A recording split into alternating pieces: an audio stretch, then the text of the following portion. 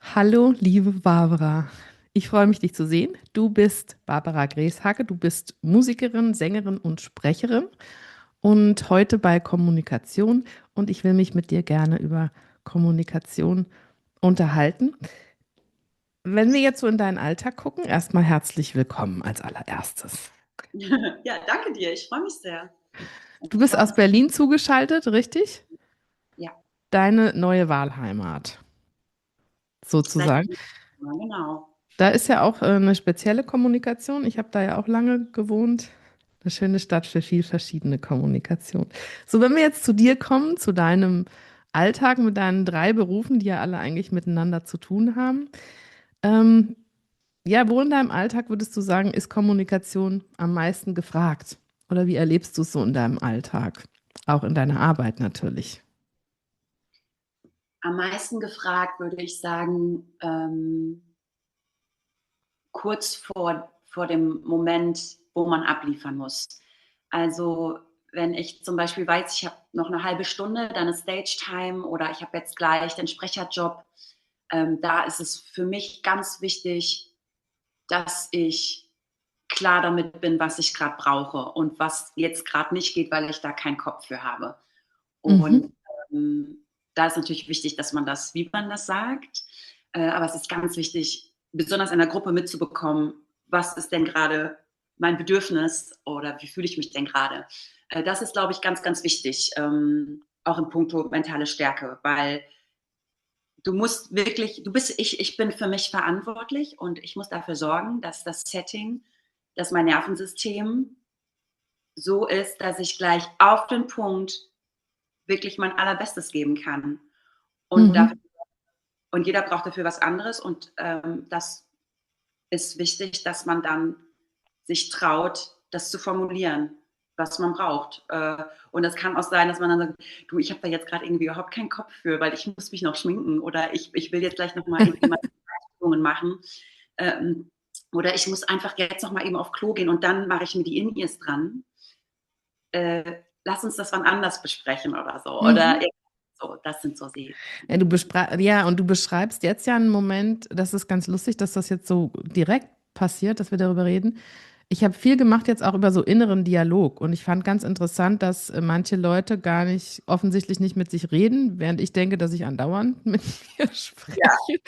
Und was du beschreibst, ist ja eigentlich, ich sage es mal, dieser innere Dialog, den du erstmal hast, um zu wissen, was du brauchst, dann das nach außen zu kommunizieren, um dann, würde ich jetzt ja sagen, nochmal Next Level, du dann auf die Bühne gehst und dann ist es ja nochmal eine andere Ebene der Kommunikation. absolut, genau.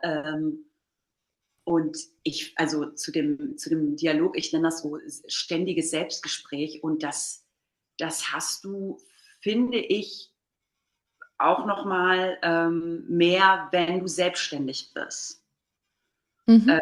Ähm, weil das einfach ein lebenslanger Prozess ist und das ist ein ständiges Nach- und Neujustieren und ein jeden Tag etwas auch in eine andere Rolle gehen. Du Würdest stehst du sagen, das sind so ein paar kommunikative Mitarbeiter in dir selbst? absolut, absolut. Und ich war jetzt 3 Wochen in Vietnam, 24/7 mit einer Person zusammen. Und da hast du automatisch viel weniger Gedanken, weil du ja die ganze Zeit abgelenkt bist. Und wenn ich aber jetzt hier, ich habe ja wirklich so ein bisschen Schwarz-Weiß-Leben, entweder bin ich auf Tour oder ich bin in meinem, jetzt mittlerweile in Berlin, dann unter der Woche und ich habe primär freie Zeiteinteilung. Das heißt, ich strukturiere mich und meinen Tag selbst.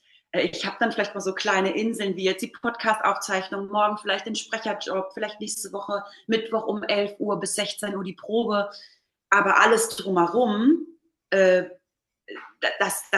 das bin ich. Also ich habe eine sehr hohe Selbstwirksamkeit und eine sehr hohe, äh, ja, es wird wenig vorgegeben und dadurch bist du natürlich viel mehr mit dir selbst im Gespräch. Mhm. Und deswegen bin ich auch ein ganz großer Fan von Routinen und Gewohnheiten, weil ich würde ja kirre werden, wenn jeder Tag bei mir anders anfängt.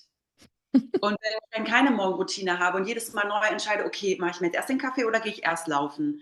Äh, putze ich mir jetzt die Zähne vorm Frühstück oder nach dem Frühstück? Also dann, deswegen ist ganz, ganz wichtig, dass man da sich so eine künstliche Tagesstruktur baut, dass du so viel wie möglich dein Gehirn entlastest und dass du dann wirklich die Kapazitäten hast, wirklich dann auch abzuliefern und zu performen. Und manchmal habe ich wirklich so eine Performance-Druckdichte. Mhm. Oh wow, was für ein Wort. Performance-Druckdichte ist. Ich habe aber jetzt für mich entschieden, dass ich Druck durch Anspannung ersetze, weil Druck ist ja schon ein bisschen negativ konnotiert. Aber wenn du wirklich, ich hatte letztes Jahr fast jeden Tag eine Probe oder einen Sprecher, also jeden Tag etwas mit Singen oder Sprechen. Und, oder ich glaube im Durchschnitt so 2 bis 3 Mal die Woche, genau. Und dann hast du vielleicht mal 3 Tage keinen Sprecherjob oder Auftritt. Aber ja, long story short, nochmal zurück zu diesem Dialog. Auf jeden Fall habe ich in meinem Kopf,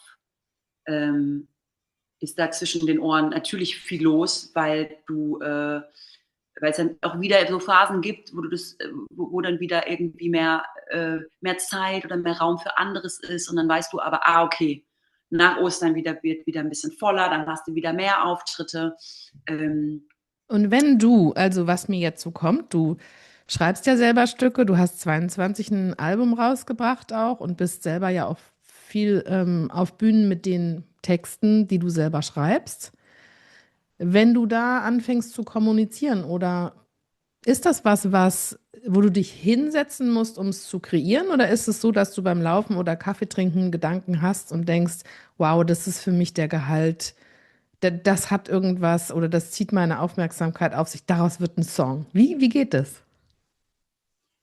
Ähm, ich habe einfach, ich glaube, das entsteht dadurch, dass ich einen sehr wachen Blick habe auf mein Umfeld und auf meine Umgebung. Und bei mir ist es so, sobald da irgendwie ein Gedanke oder ein Gefühl ist, das mich länger beschäftigt, nehme ich das ernst.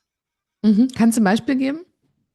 Ähm, ja, zum Beispiel, ja, wenn ich mit einer Freundin gesprochen habe oder wenn ich mit einer Freundin zum Beispiel länger als 3 Stunden verbracht habe, so oder so, dass man dann so merkt, okay, da ist etwas oder das ist so unterschiedlich. Manchmal ist es auch, wenn ich irgendwie in der U-Bahn sitze und dann ist das ein Werbeslogan, den ich echt spannend finde. Oder eine Podcast-Folge, wo ich denke, nicht, dass wir uns jetzt hier irgendwie so ein bisschen verrennen als Gesellschaft, wenn wir über das und das so viel sprechen. Mhm. Ist auch jetzt zum Beispiel, das kommt eigentlich fast immer, wenn ich Menschen kennenlerne und das ist ganz, ganz kommt gar nicht so oft vor tatsächlich, weil die Menschen, die ich in meinem Leben habe, da ist eine hohe Überschneidung. So, wie man Dinge handhabt, wie man kommuniziert, wie man die Dinge einordnet und kommentiert, das ist ja klar. Also ich bin mit den Menschen auf einer Wellenlänge, aber wenn es dann mal nicht so ist, dann beschäftigt mich das dann, dass ich dann so dass ich mich frage, okay, woher kommt das, dass diese Person sich jetzt so und so verhält oder dass sie die und die Ansichten hat oder sowas. So ein bisschen habe ich ja das Gefühl, dass Leute, die sich für Kommunikation interessieren oder auch fürs viel gebrauchen, wie du das ja in deinem Alltag auch tust, da ist oft so eine Detektivenergie, dass man so ein bisschen darin forscht. Wenn wir jetzt sagen, du bist zum Beispiel auf der Bühne und du kommunizierst da mit einem Publikum oder du kommunizierst oder hast Gespräche mit Leuten jetzt aus deiner Band. Ja. Ja, was würdest du sagen, ist das für ein Unterschied? Ist die Verbindung ein Unterschied, was du wählst? Oder wie ist es so? Gibt es da so den Unterschied oder bist du immer Barbara nur mit einem anderen Auftrag? Ich glaube, der Unterschied ist, dass sobald ich auf die Bühne gehe, ich meine Wahrnehmung noch mal ein bisschen hochfahre oder schärfe. Und ich werde, glaube ich versuche immer auf der Bühne persönlich zu sein, aber nicht privat. Und Oh, wow, okay. Mhm. genau, dass ich natürlich, wenn ich auf die Bühne trete, egal ob jetzt mit Bodies, was natürlich was anderes ist, wenn 7 Sängerinnen, Entschuldigung, neben mir stehen. Oder, also, das ist genau, es kommt ein bisschen, also Bühne ist Bühne, klar, aber dann kommt es natürlich trotzdem nochmal darauf an, wie ist das konkrete Setting? Ist es die Elbphilharmonie oder ist es ein Wohnzimmerkonzert, wo ich komplett akustisch alleine spiele? Weil da hast du noch viel mehr diese Unmittelbarkeit, da bist du sehr transparent, ich möchte, ich möchte, egal was es für eine Bühne ist, dass da keine Wand ist, dass die Leute mich in dem Moment, wenn ich auf die Bühne trete, kennenlernen können. Ja. So, und das können die aber nicht, wenn ich durch irgendwelche Sachen wie Humor oder durch eine Distanz, durch Ansagen, die so ein bisschen vertrackt sind, dann geht es natürlich nicht. Aber ich will natürlich eine unglaubliche Nahbarkeit schaffen. Mhm. Und das geht natürlich auch das passt zu mir, wie ich bin, aber auch, was ich für eine Musik mache. Das wird natürlich jetzt vielleicht nicht so matchen, wenn ich jetzt total Arty-Musik mache, die vielleicht Ja, auch also nur, es gibt auch Leute, die ja vielleicht sagen, ich will gar nicht diese Nähe, ich will ja, so eine Distanz und will betrachtet werden und gar nicht diese intensive Verbindung, die du so beschreibst, ich muss ja sagen, ich war ja schon auf einem Konzert von dir, ist jetzt schon lange her, aber ich kann das bestätigen. Also du bist da in einer wahnsinnigen Präsenz. cool. Ja, das Und das, ist, glaube ich, ja, und vielleicht ist das eine auch also ich sag mal, es ist wahrscheinlich auch für jeden Künstler ist ein Konzept auf irgendeine Art und Weise, die man dann mit seiner Individualität füllt oder mit seinen Wünschen oder das, was einen, ja, vielleicht hilft, sich da auch zu verbinden. Mm. Das heißt, gehst also rein, wir haben jetzt diese Beispiele Wohnzimmer und Elbphilharmonie. Ähm, Kann die Elbphilharmonie auch dein Wohnzimmer werden? schon, Ja, weil ne? Ja. ähm, Und andersrum? äh, andersrum ist auf jeden Fall, da muss man viel Mindset betreiben und braucht viel Fantasie. Aber du hast natürlich, egal wo du hinkommst, egal was auch vor Ort an Rahmenbedingungen ist, wir reden natürlich jetzt vom Konzertrahmen und nicht jetzt irgendwie Ja, von ja, Musik oder so, ne? Das ist ja klar.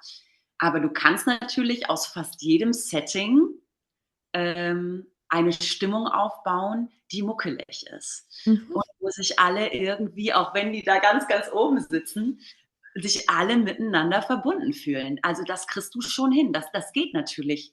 Und das steht und fällt aber damit, wie du auf der Bühne bist. Und wenn du Mhm. zu wuselig bist und zu sehr mit dir selbst beschäftigt bist, dann hast du da vielleicht nicht so die Kapazitäten für das aufzubauen und das auch zu tragen und zu Ja. halten über 90 Minuten. Ähm, Das das, denke ich mir ja auch nochmal, das, dass die Dauer auch auf jeden Fall was macht. ja, Ich würde gerne nochmal ein bisschen zurückgehen in deiner Geschichte. ja, Wenn man über dich liest, steht da immer, du hast 4 Geschwister. ja, Irgendwie so, ja, ähm, auch gleich neben deiner Profession so liest im Netz. Und ich habe ja. gedacht, okay, wow. Würdest du sagen, dass als Schwester von vielen Geschwistern lernt man über Kommunikation mehr oder besonders vielleicht? Ähm, also was ich eher merke, dass, wenn ich sage, ich habe 4 Geschwister, dass viele sagen so, ja, das merkt man. Also ich glaube, das hat auf jeden Fall mein Verhalten geprägt. Also ich bin schon sehr auch so, wenn man, man betitelt das ja so als Love Language, aber in mir ist zum Beispiel so Hilfsbereitschaft, Fürsorge, Unterstützung super wichtig und guck da so ein bisschen mit drauf, dass es den Leuten, mit denen ich gerade zu tun habe, dass es denen gut geht. So, und ich glaube, wenn du 4 Geschwister hast und wir sind auch sehr eng beieinander, ähm, da ist natürlich eine ganz andere Gesprächskultur oder Gesprächsdynamik Ja. als bei meiner Freundin damals, die Einzelkind war. Mhm. Weil also klar, ich bin extrovertiert. Also mein Bruder zum Beispiel, der ist eher introvertiert, hat nicht so viel Raum eingenommen. Klar, du musst natürlich ein bisschen gucken in der Aber war Gruppen. das schon deine erste Band? Also so vom Kommunikativgefühl? Weil du bist ja in Gruppen, also du dieses Gefühl in Gruppen kennst du dann ja auf eine Art. Ja, kann man schon sagen, dass das, ne, das kann man schon so sagen, so auch in Familienurlauben, wenn wir dann mit 5 Kindern unterwegs waren, das kann man schon so sagen, weil jeder hat ja dann, nimmt eine Rolle ein und du kannst nicht 5 Extrovertierte da haben, das geht ja nicht. Also das ist ja super anstrengend, wenn jeder irgendwie so, sondern das ist auch, oder wenn ich, das merke ich auch total an mir, dass ich mich da reguliere, wenn ich merke, ich komme in eine Gruppe und ab und zu ist dann die Person dabei und dann ist, oder dann wird die manchmal ausgetauscht durch eine andere Person, ähm, wenn es dann ein, zwei Extrovertierte mehr gibt, die mit ganz viel Energie und Temperament ankommen, dann bin ich automatisch, das ist ganz interessant, merke ich so richtig, wie ich dann ruhiger werde und Mhm. dann so ein bisschen stiller werde und so ein bisschen mehr in die Beobachterrolle gehe. Aber das ist ja eine Art zu kommunizieren, die du auf eine Art gelernt hast. Es gibt ja Leute, die das nicht können. Ne? Also die unabhängig von dem Setting drumherum sozusagen ihren Stiefel da fahren. Ähm, Ich würde gerne dich fragen, eine Frage war ja so, wann du gespürt hast, vielleicht auch in der Vergangenheit, jetzt waren wir bei den Geschwistern, so dass Kommunikation wirklich was bewegt. Also entweder bei dir was bewegt hat, mit einem anderen eine Geschichte oder dass du etwas dadurch bewegt hast. Fällt dir ein gutes Beispiel ein? Irgendwas, wo man es Ja, dran gut erklären kann?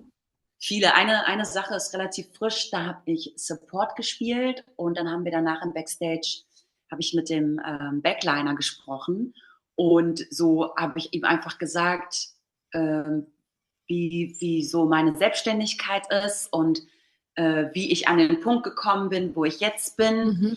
Und das war für ihn anscheinend hat so nachgewirkt, dass er daraufhin gesagt hat, ich mache mich jetzt auch selbstständig. Ich wage mich, also ich mache jetzt diesen Schritt. Oder ja, Sag uns noch mal ganz kurz für Menschen, die nicht an der Welt sind, was ein Backliner ist. Kurze also, Übersetzung. ja, ja, klar. Das sind Leute, die mit auf Tour gehen und den Act, also die Band oder Solo-KünstlerInnen entlasten mit Aufbau, beim Mhm. Soundcheck helfen, nachher beim Abbau helfen. Mhm. Ähm, das sind so die Hauptaufgaben eines Backliners. Genau, oder wenn es gibt einfach Leute in meinem Leben, die aufgrund ihrer Lebenserfahrung, aber aufgrund der Tatsache, dass sie mich schon sehr, sehr, sehr, sehr, sehr lange kennen und auch mit all meinen Facetten und Seiten kennen, haben ja schon einen gewissen Einfluss auf mich. Das heißt, wenn jetzt mein Papa oder auch ein, zwei andere Personen ähm, mir in Ruhe etwas sagen oder spiegeln, dann nehme ich mir das zu Herzen und dann kann das auch dazu führen, dass ich bestimmte Dinge nochmal neu überdenke oder anders mache.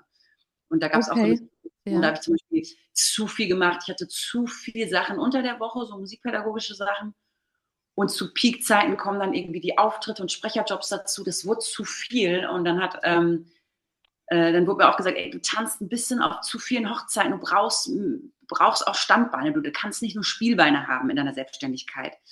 Weil das natürlich auch natürlich eine innerliche Unruhe mit sich bringt, wenn du die ganze Zeit aktiv dafür sorgen musst, wie du nächsten Monat die Miete zahlst. Und wenn du das aber, und es ist natürlich, klar, es ist ein darauf hinarbeiten und ein Dranbleiben die ganze Zeit, aber das ist ganz, ganz, ganz, ganz wichtig. Und Weißt du, das hat mir Kommunikation, so eine klare ja. Kommunikation da geschafft, dass ich dann nochmal in mich bei mir eingecheckt habe und gedacht habe, okay, das stimmt, das belegt mich innerlich, diese Mhm. finanzielle Unsicherheit, im Sinne von, ich weiß nicht, ob genug reinkommt. Also finanzielle Unsicherheit habe ich immer noch, die werde ich auch mein Leben lang haben, das ist auch fein, das habe ich Lösch den akzeptiert. Gedanken. Wer Das weiß. Lösch den. genau. Vielleicht kommt es ganz anders.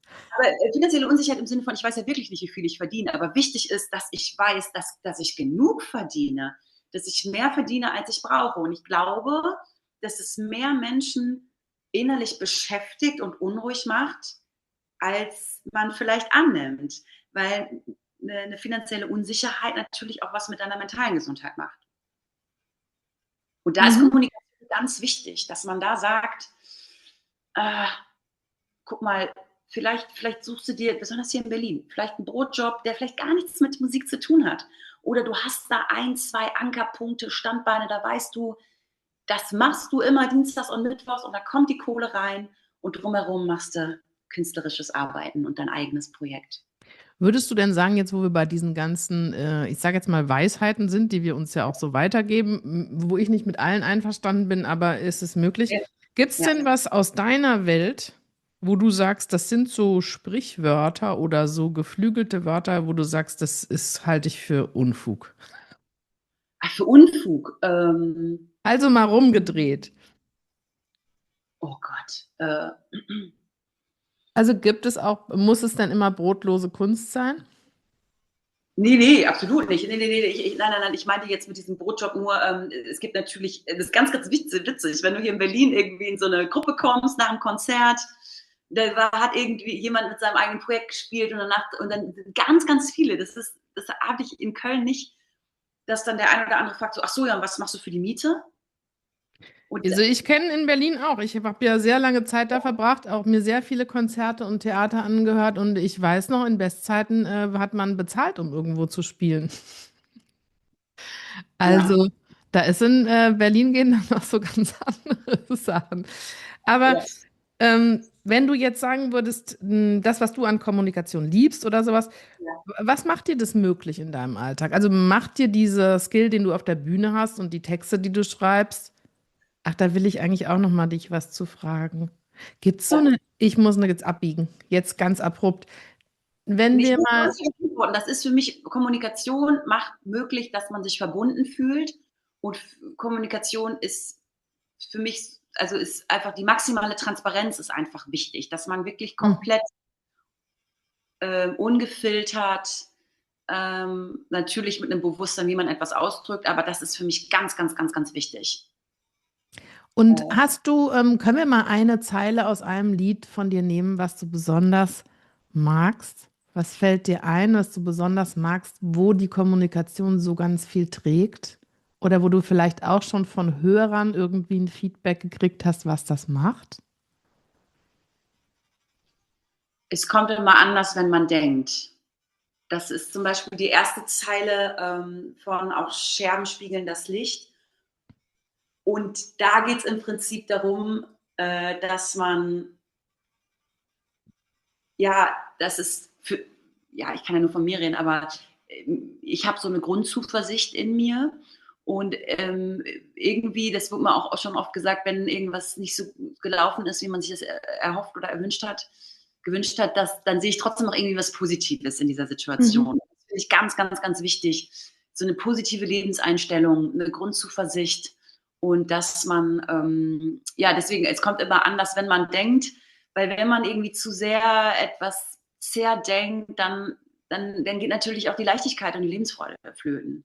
Das finde ich auch wichtig, dass man bei all der Reflexion, die wir heutzutage haben und bei all dem Bewusstsein für die unterschiedlichsten Themen, besonders auch in unserer Kommunikation, da hat es ja ganz viel getan, dass wir dieses nicht impulsive, aber dieses Direkte nicht verlieren, dass man alleine, wie viele Tipps es gibt für eine gute Kommunikation und wie man am besten reagiert und wie man sich verhält.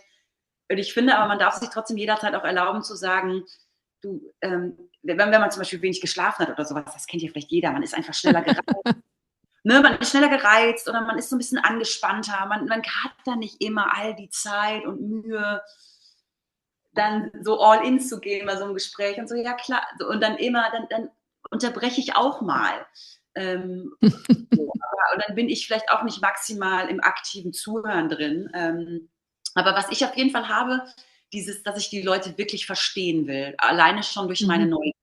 Und das ist, glaube ich, ganz wichtig bei der Kommunikation, dass man sein Gegenüber, dass man so ein aufrichtiges Interesse hat, Ja, ja, den anderen wirklich verstehen zu wollen. ja. So, und das geht aber nicht, wenn ich die ganze Zeit schon damit beschäftigt bin, äh, was, was, was sage ich gleich Schlaues? Oder was kann ich jetzt, keine Ahnung, raushauen?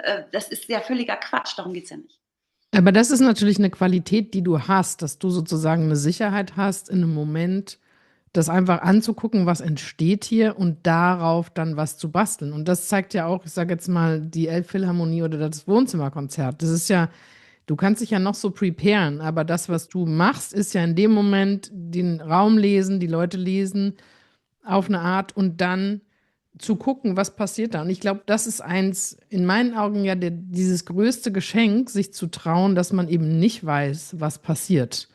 Und dass man nicht weiß, was der andere sagt oder was ich dann sage und was du dann sagst, sondern nur dadurch entsteht ja was. Und diese Grundhaltung, die du, ja, dass es manchmal anders kommt, manchmal vielleicht nicht, aber dass das keine Rolle spielt in deinem Verhalten, sondern dass du nach wie vor offen bist, sozusagen.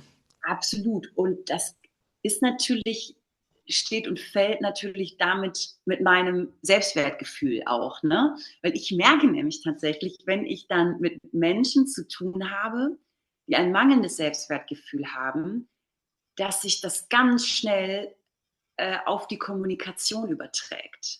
Ja. Das sich auch auf mich überträgt. Und das finde ich ganz spannend. Das hat dann eine andere Dynamik. Und Ja, wenn ich, was passiert, würdest du sagen, wenn jemand unsicher im Gespräch wird oder mit sich selbst unsicher? Passt du dein Verhalten an? Singst du ja, dem Lied? nee, aber ich bin dann so ein bisschen ja, also irgendwie nehme ich irgendwie so schon, es ist einfach, damit es nicht so ein Gefälle dann gibt, Mhm. bin ich dann schon ein bisschen, äh, ja, ein bisschen weicher oder verständnisvoller, empathischer. Also ich bin auch so empathisch, aber dann nochmal so, wenn ich Kannst du wirklich, bei allem noch eine Schippe drauflegen, ne? Also das ist ja eine wahnsinnige Qualität und ich glaube, das machst du ja auch. Ich würde noch mal einmal gerne auch zurückkommen zu deinem, du bist ja Sängerin und stehst da auf der Bühne und dieses Singen, hast du irgendwann, wann hast du angefangen und hatte das für dich auch was mit Kommunikation zu tun, dass du mit dem Singen was übermittelst, was mit Sprechen einfach anders ist? also ich Boah. habe angefangen in meinem letzten Kindergartenjahr, da habe ich dann schon, wenn jemand Geburtstag hatte, mit meiner Kindergärtnerin haben wir einen Stuhlkreis gemacht und dann habe ich da schon mitgespielt. Und so Also als, gespielt und hast, das gesungen. also Genau. Gitarre, ne? Kann man noch mal für die Leute dazu Genau, sagen, genau, sorry, genau. Ich habe mit 5 Jahren angefangen, Gitarre zu spielen, zu lernen. Und ich habe nach Akkorden gelernt. Das heißt, du musst dazu singen, sonst erkennst du den Song nicht. So. Und dann habe ich mit 8, 9 Jahren habe ich dann schon in der dritten Klasse, habe ich schon ein paar Lieder alleine vor all meinen Klassenkameraden und den Eltern. Da gibt es auch so Fotos von, da habe ich einfach meinen Notenständer, da habe ich 3, 4 Weihnachtslieder alleine gespielt. Und wenn du das machst, dann bist du auch schon relativ früh, ähm, das war dir natürlich damals nicht bewusst, mit deinen Gedanken konfrontiert, weil du in dem Moment, und das ist egal, ob es ein, weiß ich nicht, ob es eine Olivia Dean ist oder ob es ein Johannes Oerding ist, es ist total egal. In dem Moment bist du zwischen den Ohren alleine mit dir. Und das, oh, ja, nein, das ist was? so. Das ist ja so, Johanna, weil das ist dann so, egal ob du 8 Jahre alt bist und dann kann das ganz schnell in so eine Grübelspirale losgehen. Mhm. Ähm, warte, okay, jetzt spiele ich jetzt gleich vor meiner Grundschullehrerin und vor den Eltern. Was ist denn, wenn ich husten muss? Die Angst Mhm. jetzt, dass ich den Text vergesse, war da nicht, weil ich habe mit Noten gespielt. Aber, oder auch mit 13, 14 habe ich schon vor 1000 Leuten gesungen und da Aber aber ohne Noten. würdest du dann sagen, dass ein großer Skill, den du hast zum Thema Kommunikation, dass du bewusst entscheidest, welche Geschichten erzählst du dir? Ja, Also, dass du dir natürlich. eben nicht die Oh Natürlich. mein Gott Geschichte erzählst, sondern Absolut. sozusagen super agil bist da drin, diese Geschichte sofort zu stoppen und zu verändern? Absolut. Da gar nicht noch mal mehr emotional Toll, oder toll. reingehen.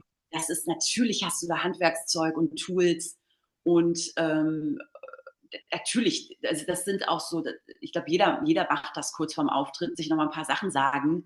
Das ist ganz, ganz wichtig, so Affirmationen zu haben oder einfach so, also so Punkte. Weil du gehst natürlich auch mal krank ins Studio oder auf die Bühne und dann hast du dir so eine halbe Apotheke reingeballert, aber dann trotzdem mit diesem Grundgefühl, mit diesem Selbstbewusstsein reinzugehen, ähm, das wird super. Und warum sollte das und das passieren? Hä? Visualisiere dein positives Endergebnis, sage ich mir dann immer so. Und Ja. dann ist es eben, man ist wenn du, weißt du, wenn du krank bist, dann hast du schon so ein bisschen diesen Gedanken, geil, ich habe es geschafft. Ja.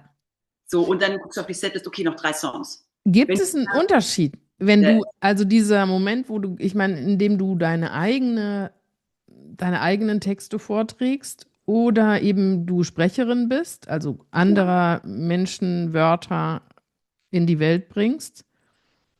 Was würdest du sagen, ist der Hauptunterschied? dass das eine, äh, ja, dass das eine aus mir herauskommt, und das andere ist vorgegeben. Und ich versuche aber trotzdem bei allem meine Persönlichkeit durchschwingen zu Mhm. lassen. Weil, also so für mich ist einfach so, Stimme ist Seele pur. Und auch wenn ich dann eine Werbung einspreche, dann hört man mich da drin. Dann hört man meine Persönlichkeit Mhm. und nicht nur den Text. Ja, aber der Hauptunterschied ist natürlich, dass das eine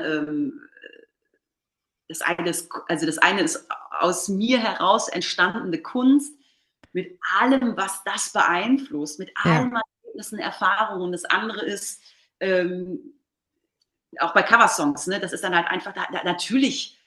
Ähm, Das ging halt vorher nicht einmal komplett durch dich Ja, ja, durch. gut, Weißt aber du du? bist sozusagen in der Lage, in dem Moment, ja, dieses, was du liest oder was du singst, das ein bisschen das, was du vorhin gesagt hast, glaube ich, dass du bereit bist, das komplett zu verstehen und zu durchforsten und also ein bisschen das, was du gesagt hast, vielleicht auch zu anderen Leuten.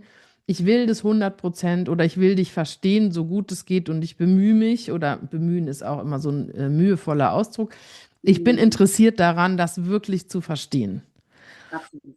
Und wenn wir jetzt so zum Ende nochmal sagen, wir hatten jetzt ja schon eigentlich ein paar gute Tipps, aber ich nenne es ja immer so zum Schluss, so was macht für dich so eine gute Kommunikation aus und was für einen Tipp würdest du geben? Also das könnte ja auch ein Zuschauertipp sein oder ein allgemeiner Tipp, was es braucht in deinen Augen, dass Kommunikation gelingt. Also was ist ja, was fühlt sich positiv an in der Form? Was ist für dich eine gelungene Kommunikation? Und was für einen Tipp können wir zum Schluss noch geben? Gelungene Kommunikation ist für mich, wenn man das Gefühl hat, wirklich alles offen und ehrlich ansprechen zu können. Oh, wie schön. Und jetzt hatte ich gerade noch einen anderen Gedanken. Der ist mir jetzt gerade entfallen. Alles offen und ehrlich anschauen. Das ist wirklich ganz präsent sein und den Ja, ganzen. ja, ja, jetzt hatte ich noch gerade einen anderen Gedanken, jetzt ist er weg. Auch nicht so, wo ich dachte, Der ah, Kommunikationstipp. ja, genau, noch ein anderer Kommunikationstipp. Egal, ob man alleine ist oder zu zweit oder in einer Gruppe, ähm, dass man sich einfach, also dass man sich nicht verbiegt und dass man sich Mhm. dass man nicht besonders in einer Gruppe das Gefühl hat, kann ich das jetzt ansprechen, kann ich das jetzt einfordern, wie kommt das rüber, ist das, bin ich dadurch irgendwie kompliziert Mhm. oder zu anstrengend, wenn ich jetzt sage, ich brauche eine Pause oder ich brauche jetzt das ist, finde ich, für mich, das ist so wichtig, dass man so diese Selbstachtung hat, und dass man ja für sich selbst einsteht und auch im Sinne von Grenzen setzen. So, Mhm. das ist ja auch, also das auch wenn Kommunikation, also deswegen nochmal so ein Kommunikationstipp, wenn alles easy peasy ist und Friede vor der Eierkuchen, ist Kommunikation immer einfach. Aber wenn da eben was ist, was schwierig ist und man aber zum Beispiel ein harmoniebedürftiger Mensch ist, dass man dann trotzdem da reingeht und dass man das nicht verdrängt oder unterdrückt, weil Mhm. das bringt halt nichts. Aber dass man halt, wie gesagt, auch sich traut, die Gedanken und Gefühle dann auszusprechen und nicht denkt, ja komm, gut, aber ist ja jetzt auch nicht so wild oder vielleicht sehe ich das nur so oder vielleicht ticke ich da auch anders. So, das Ja. ist, glaube ich, nie gut. Das ist nie gut. Das schließt für mich so ein bisschen das eigentlich ganz rund ab, indem dass du das eigentlich als Kind schon gemacht hast, dass du aus dir heraus sozusagen präsentiert hast und eben nicht, wie eben auch das Beispiel sozusagen, dass du in die Leute gehst und dich aus deren Perspektiven, die du nicht kennst, selbst betrachtest und beurteilst. Das ist richtig gut zusammengefasst. Genau so. Ja. Und das ist, glaube ich, ja, also und was mir noch einfällt dazu, was so schön ist, ja, zu unserem Gespräch heute, diese, diesen Mut und die Offenheit, wie du dich zeigst. Und dass eben das Leute dich, also wenn du sagst, ja, ich bin, zeig mich auf der Bühne, dann hat das so eine wahnsinnige Qualität, weil das sehr, sehr mutig ist auch. Und ich glaube, das ist aber auch das, wie wir einander kennenlernen, wenn wir uns zeigen. Und manchmal sind wir nicht einverstanden miteinander oder wir haben unterschiedliche Ansichten. Aber was du heute gesagt hast über das sich zeigen, ist, glaube Mhm. ich, ein wunderschönes Bild. Und wir können es besonders sehen auf der Bühne, aber Ja, auch so im Miteinander. ja. Absolut. Mensch, Barbara, ich danke dir. Ich, Gerne, es hat Spaß gemacht. ja, ich danke dir für das Gespräch und auf bald auf der Ja, Wohnzimmer Philharmonie Bühne. ja.